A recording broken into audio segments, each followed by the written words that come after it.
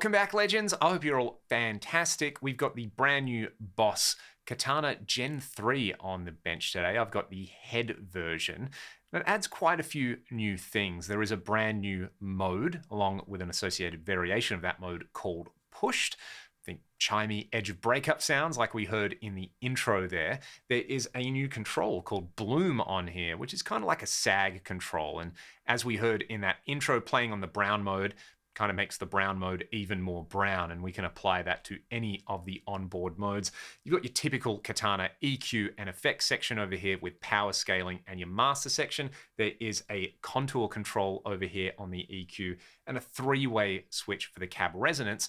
On the back, you've now got a USB-C connection so that you can connect this to Boss Tone Studio. Furthermore, there is the optional Boss Bluetooth adapter. So if you connect that to the new Gen 3 Katana, you can actually edit this on your mobile device. That is something people have been asking about for quite a while, kind of going all the way back to the original Katana head. So let's dive in and try some tones. We should hear this push mode. I've got a PRS SE DGT. The coils are tapped at the moment.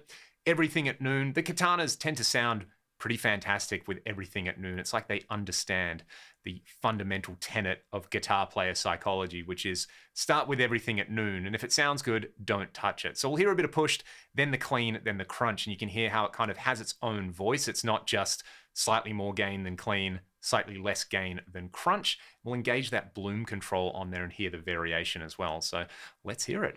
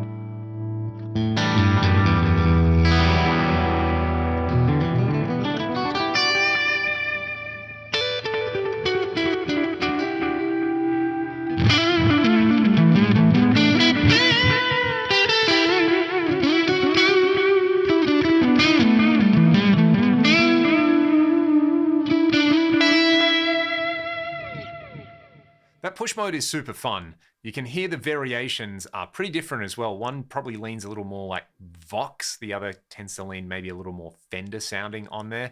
Essentially, one has more of a mid hump and one has more of a mid scoop. Combined with the contour control on there, you can get plenty of different shades of that core tone on there. And I really like the bloom control. You just turn it on and the overall feel control is a lot more satisfying. We'll hear the bloom on the brown mode and its variation in just a second. Having that push mode in there lets you use your guitar volume and tone controls kind of the way you would use like an old school non-master volume tube amp as well. You can turn your volume control down and you still retain some sparkle in there, which is really nice. I'd almost ditch the clean and the crunch mode just to use the push mode on there. Like push mode and brown, it's probably going to be enough for what I want to do.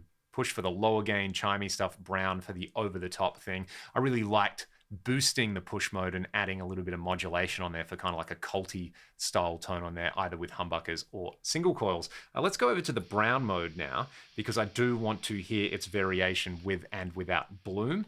So again, we haven't done a lot with the EQ. I might just bring the mid-range control down a little bit. I'm going to swap the cab resonance as well. We'll hear vintage, modern, and then deep.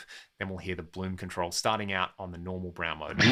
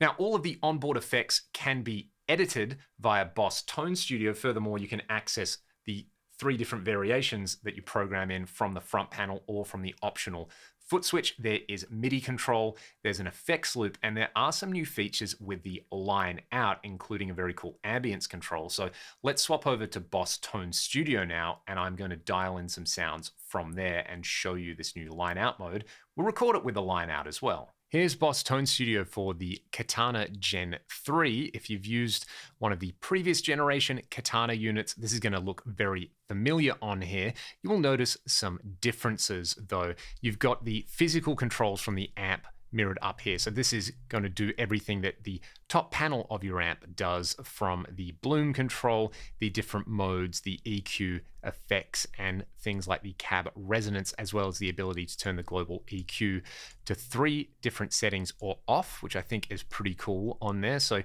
you could set up your global EQ for a simple like high and low pass filter. You could have a secondary one in there that maybe gives you a bit more of a mid scoop, or another one that compensates for a different playback system. We'll take a look at that in a second. And then you've got all your different effects. So for example, in the booster, I've got all of these different selections, from clean boost to low gain drives, high gain drives, distortions, fuzzes, legacy boss effects like the HM2 and metalcore. And as usual, I can have 3 per type in here. You can see I've set this up with some pretty fun options, which we'll hear in a second. However, what is new is that if you move over to the chain section, you have the ability to actually move some of these blocks around any way you like. So in previous generations, you had like a handful of different preset chains on here. But now you can just kind of move these around to your heart's content. So let's do this. Let's go to the reverb over here. I've got this reverb just set up as a hall at the moment. I'm going to turn the effect level down and just blend a little bit in. We'll hear it with the pushed amp type, and then I'll just stack some of these effects on top of it.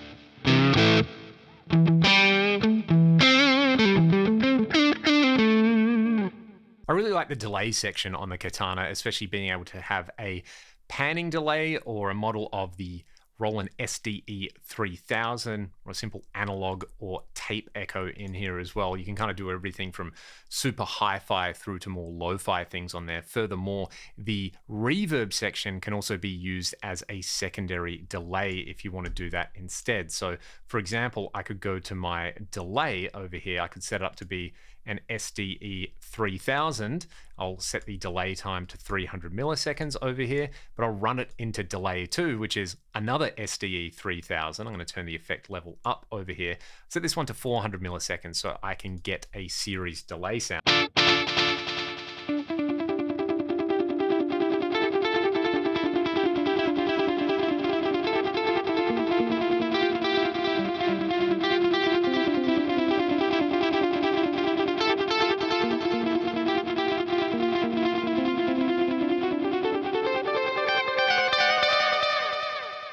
You'll also notice that in the chain, you've got two EQs in here. So you can have a pre-EQ and a post-EQ, a fun little trick. I'm gonna turn the delay and reverb down over here. Let's say I go to the brown mode on here, would be to use the first EQ essentially as a pre-boost on here. So what I'm gonna do is I'm gonna cut a little bit of low end on here, and I'm just gonna push the mid-range on here. So let's set the low mids to 1K over here. Give this a nice healthy, say 6 dB, well actually 8 dB boost over here. I'll let you hear it with and without the EQ.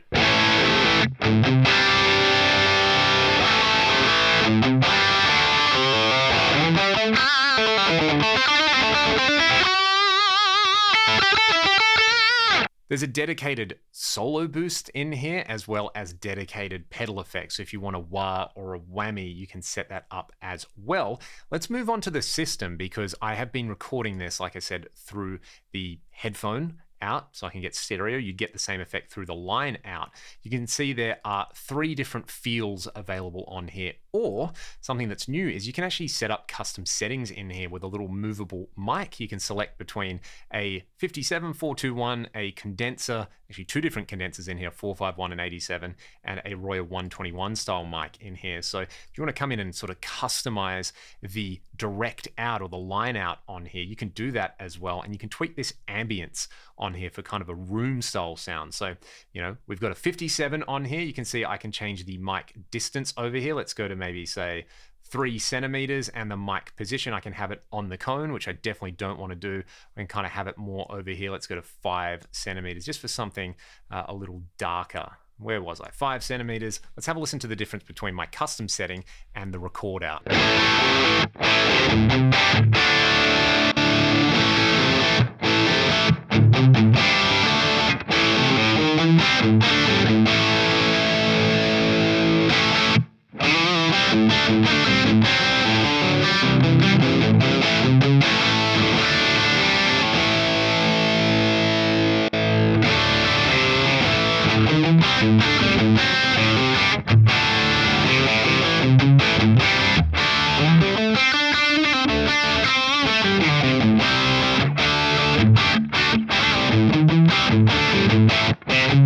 I dig that dynamic 4-2-1 on there as a line out setting. I think this is one feature that is massively improved over the previous generation Katanas on there. So if you feel like you don't know what you're doing, just use one of these 3 different feels over here. If you've ever mic'd up a real amp though, this should feel fairly familiar, and you can add a bit of this ambience in here. I find that is more handy if you're running on headphones in there. Having the level somewhere between about 30 and 50 is pretty cool on there.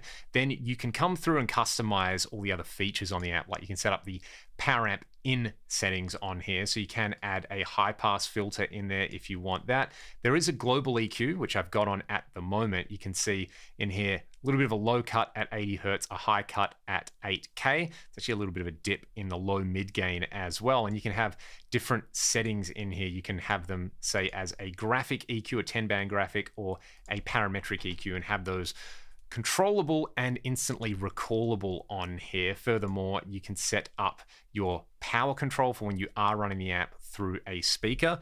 Or if you're not running the app through a speaker, there is a little built-in small speaker on the head, so you can use it like a practice app. You can come in here and set up your USB settings on here for the USB interface, your MIDI, your Boss foot switch settings, and then you've got a bunch of data backup and kind of under the hood things, as well as an instant access to the manual on here, which is kind of a nice little treat on there. So I will try and do another video while I've got this, just going through some general tips and tricks with the editor. But for now, hopefully that gives you a good overview of what's going on in here. You've also got access to the tone exchange on here.